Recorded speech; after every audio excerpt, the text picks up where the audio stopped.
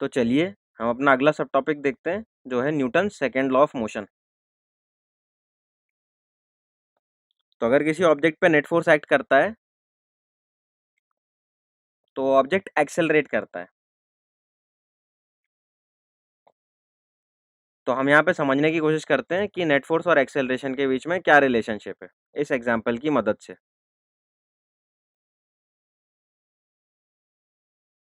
तो हम यहाँ पे देख सकते हैं कि एक चक्री पे हमने फोर्स लगाया तो उस चक्री का एक्सेलरेशन हुआ,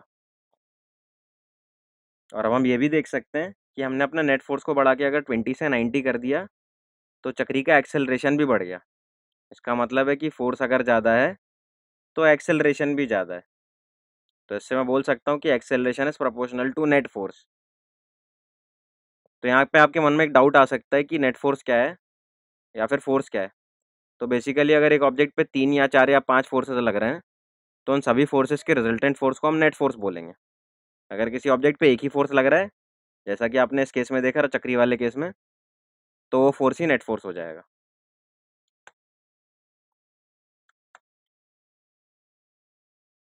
तो फिर से हम समझते हैं सिचुएशन को कि अगर नेट फोर्स एक्ट हो रहा है बॉडी पे तो उसका एक्सेलरेशन होगा, जैसा हमने इस एग्जाम्पल में भी देखा और जैसा आपके लिए ऑब्वियस भी है।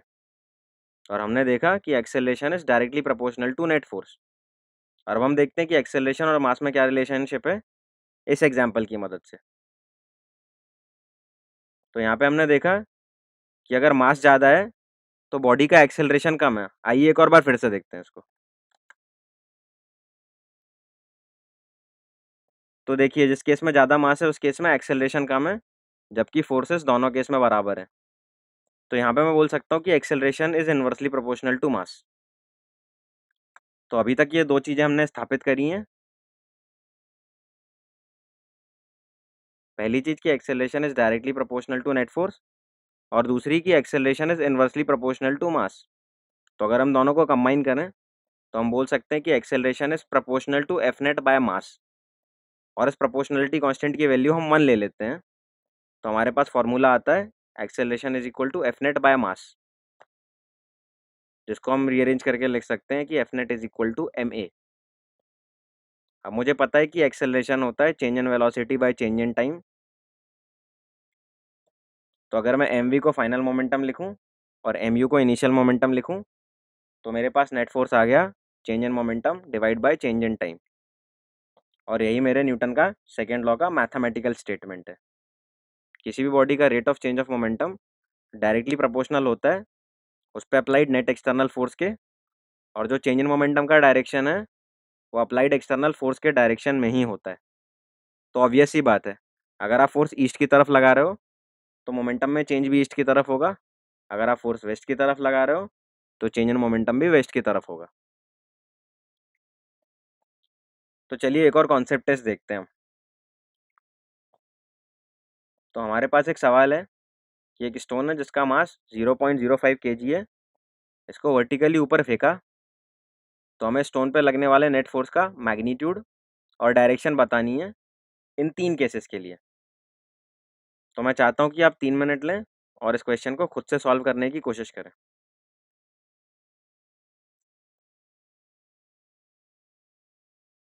तो चलिए हम इसका सॉल्यूशन देखते हैं।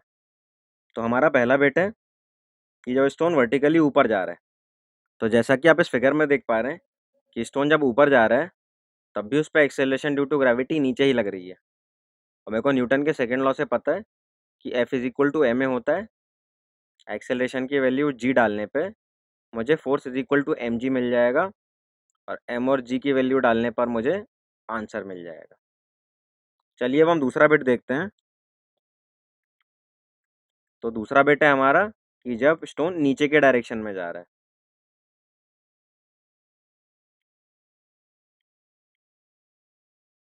तो जब स्टोन नीचे जा रहा है तब भी उस पर एक्सेलरेशन ड्यू टू ग्रेविटी नीचे ही लग रहा है। F is equal to M A होता है, ए की वैल्यू जी डालने पे हमें फिर से सेम आंसर मिल जाएगा।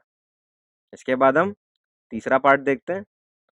तो तीसरा पार्ट है कि जब स्टोन को ऊपर भी नहीं फेंका नीचे भी नहीं फेंका, जब स्टोन को हॉरिजॉन्टल के साथ 45 डिग्री एंगल पे फेंका है, जैसा कि आप फिगर में देख सकते हो।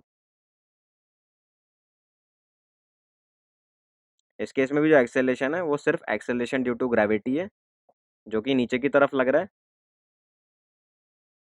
तो इस केस में भी हमें सेम आंसर मिल जाएगा। तो यहाँ पे समझने वाली बात ये है कि तीनों केस में एक्सेलरेशन ड्यू टू ग्रेविटी नीचे के डायरेक्शन में है, इसीलिए तीनों केस में आंसर सेम आ रहा है।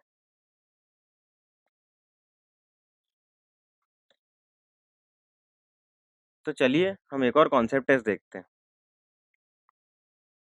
तो हमारे पास क्वेश्चन है कि एक 5 kg की बॉडी पे दो परपेंडिकुलर फोर्सेस लग रहे हैं जिनका मैग्नीट्यूड 8 न्यूटन और 6 न्यूटन है। तो हमें इस बॉडी पे एक्सेलरेशन का मैग्नीट्यूड और डायरेक्शन निकालनी है। तो मैं चाहता हूँ कि आप 3 मिनट लें और इस क्वेश्चन को खुद से सॉल्व करने की कोशिश करें। तो आइए इसका सॉल्यूशन देखते हैं। तो हम गिवन सिचुएशन का फिगर बनाएंगे। दो परपेंडिकुलर फोर्सेस लग रहे हैं 8 न्यूटन और 6 न्यूटन के। हमें पता है कि रिजल्टेंट का फॉर्मूला होता है F is equal to under root F1 square plus F2 square. F1 और F2 की वैल्यू डालने पे हमें F का आंसर मिल जाएगा। इसके बाद न्यूटन के सेकंड लॉ से एक्सेलरेशन होता है फोर्स बाय मास। तो फोर्स और मास की वैल्यू डालने पे हमें एक्सेलरेशन 2 मीटर पर सेकंड स्क्वायर मिल जाएगा। फिर इसके बाद एंगल निकालने के लिए हम बेसिक ट्रिग्नोमेट्री का यूज़ करते हैं। हमें पता है टेन थीटा होता है परपेंडिकुलर बाय बेस। यहाँ पे परपेंडिकुलर 8 है और बेस 6 है। तो वैल्यू डालने पे हमें थीटा मिल गया 10 इनवर्स 8/6 या फिर 53 विथ 6 न्यूटन वेक्टर।